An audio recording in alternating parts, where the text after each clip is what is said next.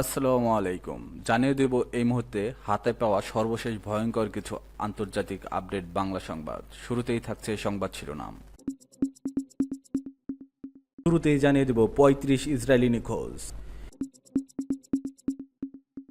এরপর রয়েছে হামলা বন্ধে ইরানকে প্রস্তাব দিল জার্মানি, ফ্রান্স, যুক্তরাজ্য। এখন শুনছিলেন সংবাদ শিরোনাম, এবার বিস্তারিত। প্রিয় দর্শক, আপনি যদি এই চ্যানেলে নতুন হয়ে থাকেন, ভিডিওটি দেখতে দেখতে চ্যানেলটি সাবস্ক্রাইব করে আমাদের সাথেই থাকুন। ৩৫ ইসরায়েলি নিখোঁজ। ইসরায়েলে রাতভর হামলা চালিয়েছে ইরান।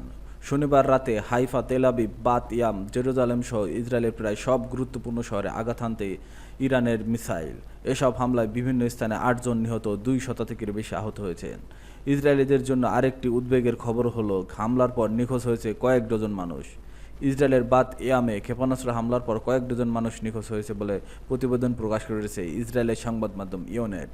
হোম ফ্রন্ট কমান্ডের ওমান তেল আবিবের দক্ষিণে বাত ইয়ামে হামলার স্থানে ৩৫ জন নিখোঁজ রয়েছেন।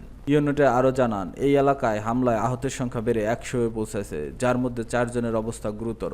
গত রাতে নিহতদের মধ্যে একজন ১০ বছরের ছেলে, ২ জন বয়স্ক নারী, তাদের বয়স ৬৯ ও ৮০ বছর।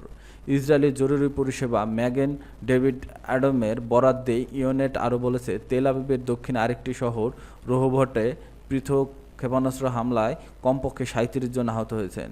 এদিকে ইরানের রাজধানী তেহরানে একটি আবাসিক ভবন কমপ্লেক্সে ইসরায়েলের চালানো বিমান হামলায় অন্তত ৬০ জন নিহত হয়েছেন, যার মধ্যে ২০ জন শিশু রয়েছে।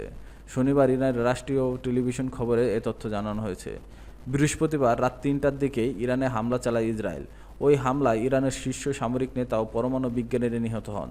এদের মধ্যে রয়েছেন সালামি রেভলিউশনারি গার্ডের commander in chief general Hossein Salami ও সশস্ত্র বাহিনীর chief of staff Mohammad Bagheri, পরমাণু বিজ্ঞানী মোহাম্মদ মেহেদি তেহরানিচি ও ফেরেদুন আব্বাসি প্রমুখ। হামলার পর প্রতিশোধের ঘোষণা দেন আয়াতুল্লাহ আল খামেনি। এরপরে ইসরায়েলের মিসাইল বৃষ্টি শুরু করে ইরান। হামলা বন্ধের ইরানকে প্রস্তাব দিল জার্মানি, ফ্রান্স, যুক্তরাজ্য। ইসরায়েল পাল্টাপাল্টি হামলায় উভয় পক্ষে প্রাণহানি ঘটেছে। সামরিক স্থাপনার পাশাপাশি ধ্বংস হচ্ছে বেসামরিক সম্পদও। শক্তিশালী পক্ষের সংঘাতে ঘিরে মধ্যপ্রাচ্যে সর্বাত্মক যুদ্ধ ছড়ানোর আশঙ্কা প্রবল। এমন পরিস্থিতিতে উদ্বিগ্ন সারা বিশ্ব, মূলত দুই ভাগে বিভক্ত। সৌদি আরব, তুরস্ক, কাতার, পাকিস্তান, ভেনেজুয়েলা সহ আরও অনেক দেশ ইসরায়েলকে উত্তেজনার জন্য দোষারোপ করছে। তারা অবিলম্বে ইসরায়েলকে দখলদারি মনোভাব পরিহার করে শান্তির পথে হাঁটার আহ্বান জানিয়ে বিবৃতি দিয়েছে, কিন্তু অপরপক্ষে ইরানকে সংঘাতের জন্য দায়ী করছে। যে কারণে জার্মানি, ফ্রান্স ও যুক্তরাজ্য ইরানের সঙ্গে তার পারমাণবিক কর্মসূচি নিয়ে আলোচনার প্রস্তাব দিয়েছে। সংঘাত বন্ধে উদ্যোগটি গ্রহণ করার চাপ দিয়েছে তেহরান।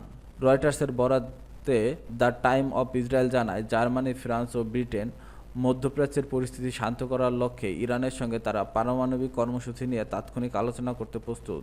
জার্মান পররাষ্ট্রমন্ত্রী জোহান ওয়েদেফুল বলেছেন এসব কথা। মধ্যপ্রাচ্য সফরে থাকা ওয়েদেফুল বলেছেন, তিনি ইসরায়েল ও ইরানের মধ্যে সংঘাত কমাতে অবদান রাখার চেষ্টা করছেন এবং উল্লেখ করেছেন যে তেহরানের পূর্ব গঠনমূলক আলোচনার প্রবেশের সুযোগ গ্রহণ করতে ব্যর্থ হয়েছে। জার্মান পাবলিক ব্রডকাস্টার এআরডিকেও তিনি বলেন, আমি আশা করি এটি এখনও সম্ভব। জার্মান, ফ্রান্স এবং ব্রিটেনের একসঙ্গে আলোচনার প্রস্তুতি। আমরা ইরানকে পারমাণবিক কর্মসূচি নিয়ে তাৎক্ষণিক আলোচনার প্রস্তাব দিচ্ছি। আমি আশা করি গৃহীত হবে। ওয়েদফুল বলেন, এই সংঘাতের শান্তি প্রতিষ্ঠার জন্য এটি একটি গুরুত্বপূর্ণ পূর্বশর্ত, যাতে ইরান এই অঞ্চলের জন্য, ইসরায়েল রাষ্ট্রের জন্য বা ইউরোপের জন্য কোনো বিপদ না আসে।